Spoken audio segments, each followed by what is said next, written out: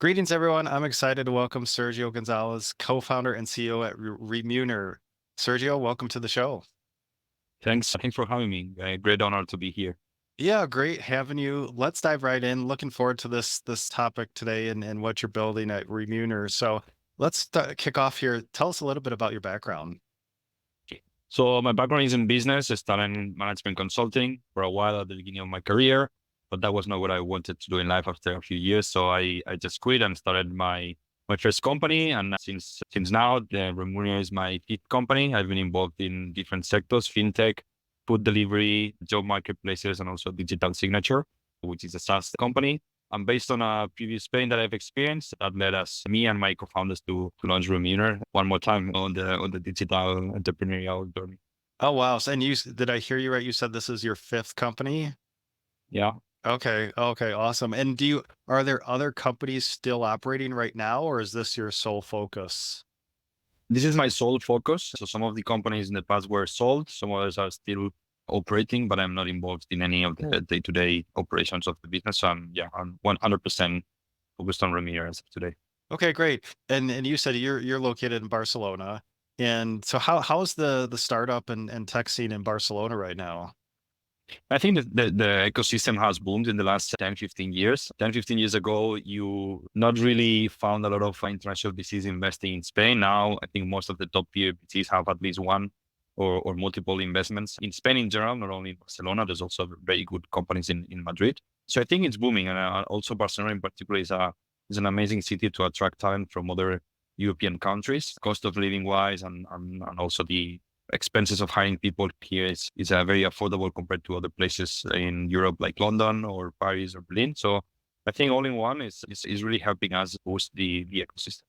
Oh, that's great. That's great. So yeah, let's talk about Remuner. Tell us a little bit about the products and or services that Remuner offers. So in Remuner, we offer a SaaS based cloud-based platform, and we help our companies to optimize the way they think and operate their remuneration, their variable remuneration, typically linked to sales and customer success teams. So most of the companies really have a lot of struggles in operating those costs. It's a variable cost, but it mostly thought about as a fixed cost that all varies over time and therefore creates a lot of operational challenges. So what we try to do is help them think about it as a viable cost that can be really optimized as a lever for growth.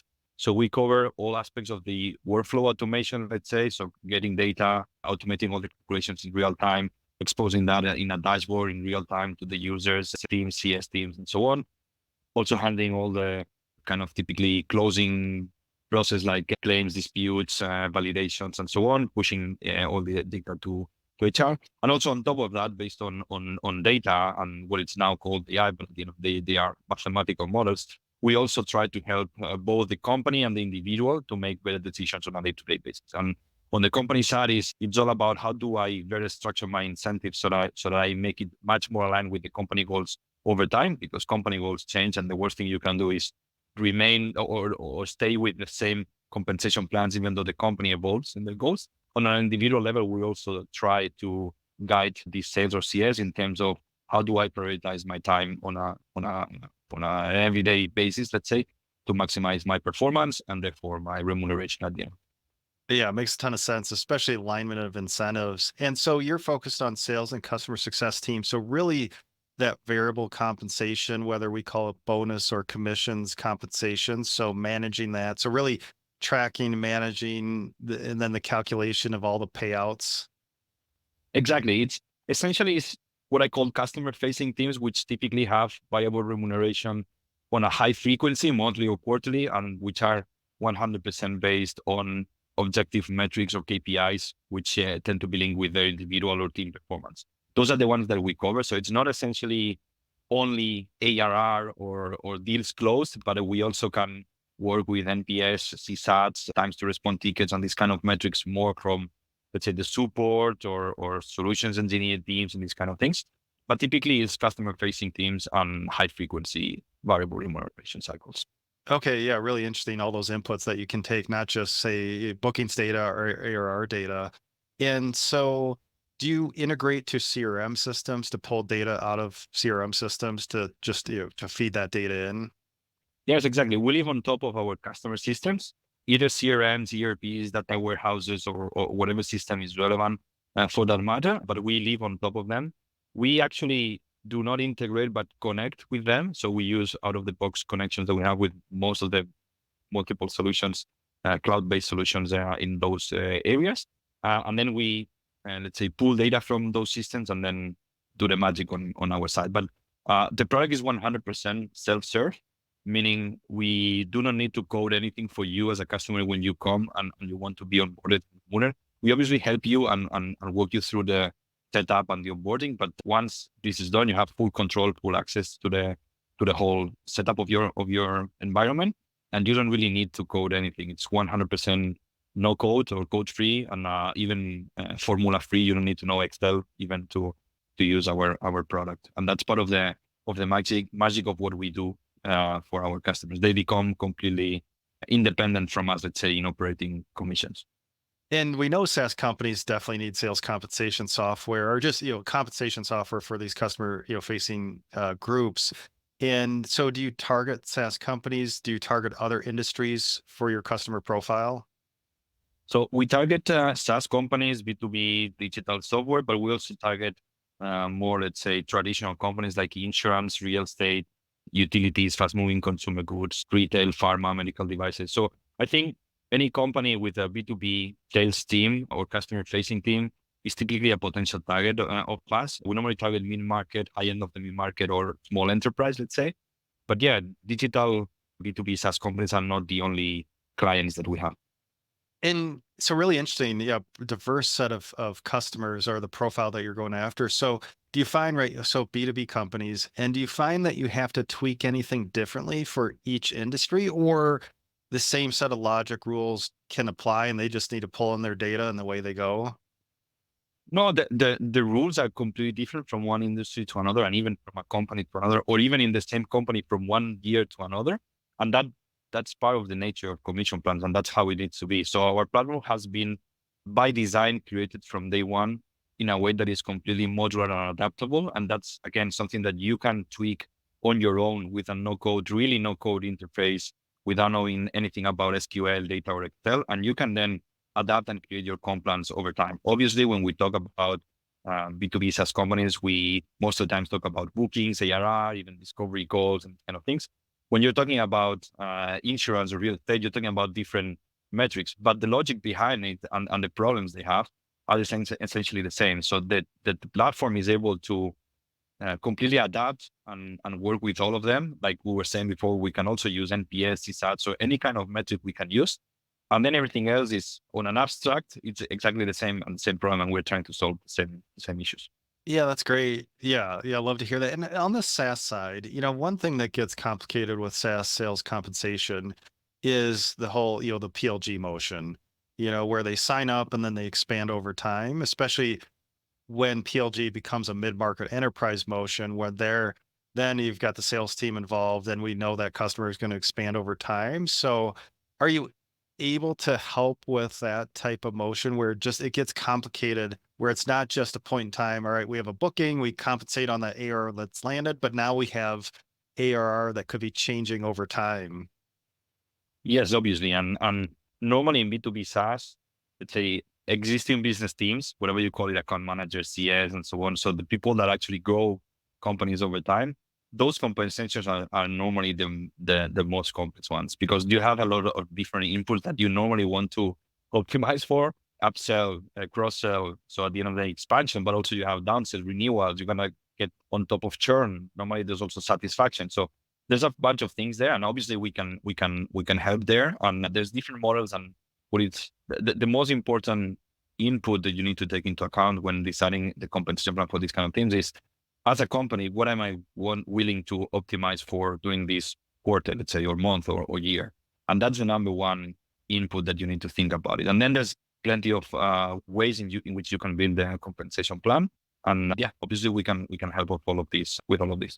That's great. And where is your current customer base? Is it regional to Spain? Do you have companies worldwide? It's mostly focused on Europe, not necessarily Spain focused. Obviously, we have some customers in Spain, but we also have some customers in UK, Netherlands, and other countries in Europe. But as of today, we're essentially focusing on Europe. We have had some conversations with US based companies, but yeah, as of today, it's more natural for us to expand across Europe. But our product works worldwide. There's no need to localize the product to any specific law or legislation. So it's more based on go to market motion, and that we are more present now in Europe. Yeah, I could see that. So what year did you found Remuner? So, sorry, can you? What year did you found the company? We founded the company last year, 10 months ago, more or less. We started working on the product, yeah, around 10 months ago, and we launched into the market September last year, so around 5 months ago.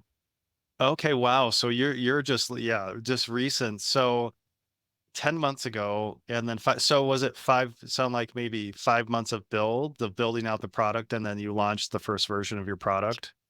Exactly. So the first month we were just developing the product and working with some design partners on a completely stealth mode. We didn't have even a homepage or anything. And then we really launched to the market in September, so 5 months ago. And since then we've been more, let's say, in conversations with potential customers, closing customers. So it's more like once we had the first viable product, that's when we really launched to the market. Okay, that's great. Yeah, that's fast. And I know you mentioned you're located in Barcelona. So is your company located there, or do you have employees worldwide? We have teams. The vast majority of the team is based here in Barcelona, and we have also some members of the team in other parts of Spain, and also we have a few of them in Madrid, naturally. But yeah, we are most of us are based in Spain. Most in Spain. Okay, great. And what's your current team size? So we are around 11, 12 now. So it's 11, actual 12 starting next month. Okay. Yeah, well, it's 12. Okay. Okay, that's great. And anything you want to share around your revenue range or ARR range?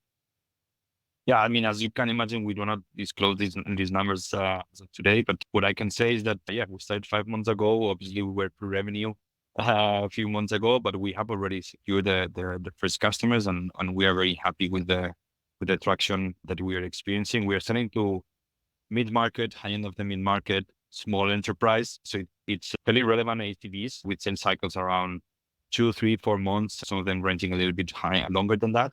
But as of today, we're very, very happy with the traction that we are getting, both on the, let's say, sales cycle, sales commercial pipeline, but also on closed deals and customers that are already using the platform. That's great. And that's great. Yeah, I was just going to ask about your go-to-market motion, but it's not, you said so sales cycle kind of in that 2 to 4 month range.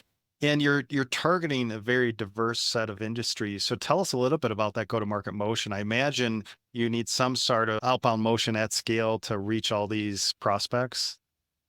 Yeah, at the moment it's mostly traditional outbound. It's not Mhm. at scale because it's only 2, 3 people at the moment focused Yeah. on go to market. At the moment we're going horizontal, meaning we're targeting different industries. But that's something that eventually might change over time. Once we identify what are the industries or verticals in which it makes more sense for us, then we would probably verticalize a little bit more the go to market. But yeah, I think at the end of the day, outbound motion is what works the best at this moment. And we're also starting to invest a little bit on things that will eventually create a higher inbound in the future. But as you probably know, inbound is not something that you create overnight. It takes some time, and we are already investing in it. But yeah, we hope to see results in a few months.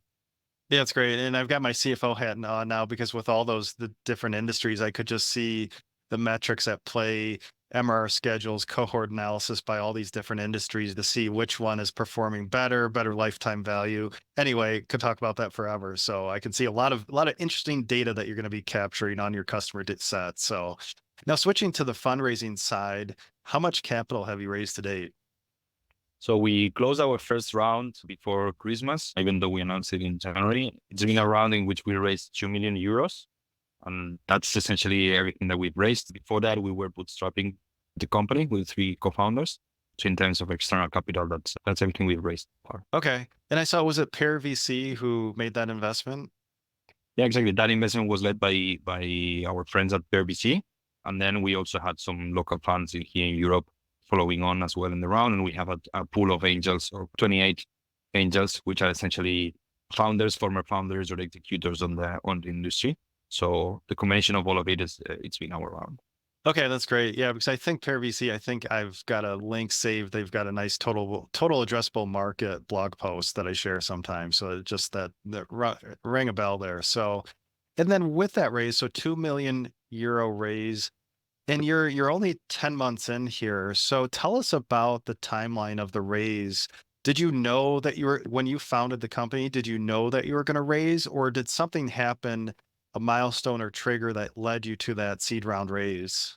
No, when we actually started the company, our target was not to fundraise until we had some sort of early traction, some sort of whatever product market fit, whatever you want to call it, but something that was really telling us now is the time to really start investing in the go to market. Because we didn't want to have the pressure from external money asking for early go to market traction. We wanted to focus on product market fit. So that was our goal. We had enough money to bootstrap the company until summer 2024. We had the luxury to be able to fund the company, the three of us. So that was completely not in our plans. However, we launched in September, as we discussed, and what we started seeing was a lot of early traction from mid-market and high-end of the mid-market companies with relevant ACVs. And at the time, I was the only one doing sales. We had most of the team, apart from the key co-founders, were product and design. And I really realized there's an opportunity here that I'm missing if I'm not really investing a little bit more on the go-to-market. And that also combined with a lot of inbound interest from that essentially made us change our mind and structure the fundraise. And that's why we had the luxury to choose which investors to partner, to structure it around the way we thought was more useful for the company and do it also very fast. Yeah, it makes sense. And that comes up and so important in fundraising. It seems like with that initial round or that seed round that you saw some sort of traction, whether it's product usage, ARR, whatever it might be, there is some product traction that then leads to that seed raise. And yeah, so appreciate that insight. And for other founders who are in a similar situation, maybe bootstrapping, within, they just started the product, just launching, any fundraising lessons that you'd like to pass on to other founders who may be thinking about a seed round? I mean, there's a ton of things that I could say, but probably the most relevant one is if you're a first time founder willing to raise, just bear in mind that you are marrying these guys and entrepreneurial journey is long. There's not a single successful VC-based company that has gone always up and to the right. So there's always going to be difficult moments. And those guys that you are now partnering with, they're going to be by your side at those times. So make sure that you really partner with someone that is completely aligned with your vision, with your values, with your way of working. And that's probably the strongest advice that I can tell. Obviously, apart from that is what I described before. I would not, if you can afford it, I would not advise anyone to raise before you really have some sort of evidence that you have early traction, product market fit, whatever you want to call it. There's plenty of ways to describe that, but some sort that you are sure that you are in a way in which you can really start scaling to market. Because normally when you get external money, you also get some expectations on the company, and that comes also with pressure or expecting some sort of go to market traction as well. So it could be misleading for a company to start, kind of faking sales or pushing sales too much without having a product market fit, and that makes it much harder down the road. Yeah. Yeah. Key takeaways here. Make sure you have a little bit of traction before you raise. And then what you mentioned, founder investor fit. You said, yeah, you're marrying that VC. Other founders said, you're getting into bed with that VC. So make sure you have good founder investor fit for that long-term relationships. So appreciate that insight. So Sergio, at this stage of your business, almost a year in, do you have a favorite number or metric that you're focused on to manage the business? There's a few of them that we are looking into. We are not too, let's say, too obsessed with metrics yet, because I don't want to just set a target of ARI, which is probably the most common one at this stage, because what we are focused now is more on user adoption and user engagement of the tool, and also making sure that our go-to-market motion makes sense, and we are learning and iterating on the go-to-market playbook. So those are the two things that I'm really much more focused.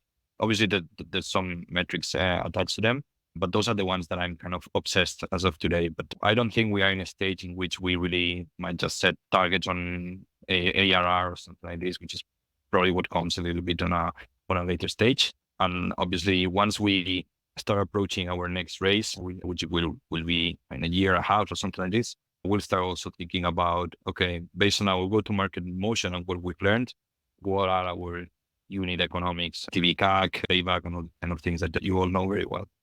Yeah, yeah, makes sense. So really appreciate your time today. And as we wrap up here, Sergio, what's coming up next for the company? So as I said, now we have enough runway, so we can really focus on executing and not that there's no need for us to fundraise. And our two main goals this year is, as I said, make sure that our product drives the right level of engagement and adoption from our customers, and make sure we iterate fast and learn fast on the go-to-market motion, so that we can really create a playbook for us in terms of go-to-market that is efficient, sustainable, and hopefully replicable. So that whenever we get to the point in which we need to raise the next round, which is probably going to be probably in an environment that is not as good as it was 3 years ago, we are ready to show that we have a business and a potential business. Yeah, I definitely see exciting times coming up here. So, Sergio, really appreciate your time today and sharing your experiences with the SaaS community. And if listeners would like to learn more about Remuner, where should we send them online? It's remuner.com, and there you can have some information on us. If you want to talk to me or any of my co-founders, you can book a demo directly on the web, and we're happy to show you around the product, and also I'll try to help you on your journey in managing commissions and bonuses and variable remuneration in general. Yeah, that's great. So if you'd like to learn more, check out remuner.com. So remuner.com. And Sergio, really appreciate your time today and sharing your experiences. Thanks a lot for having me.